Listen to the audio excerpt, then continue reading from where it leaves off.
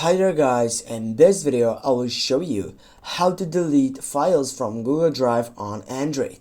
Firstly, here as you can see right now I'm on that section on Google Drive, and what you need to do to get up and delete a section on it, for example, if you go on that plus icon and you upload some video, for example this one, and now as you can see the video has been started for uploading, and you wait to get up to this video. Here as you can see it is uploading, and now when I get uploaded the video I will show you how to delete this video or this file, because it is so simple. If you add a picture, for example, now I will go for images, I will add this picture and it will upload again and it shows up like on every single file.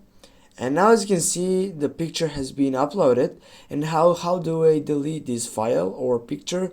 Just tap on it or tap on the three dots and then simply scroll down and you're gonna find the selection which is remove with a trash section. Click on that remove and go for move to bin.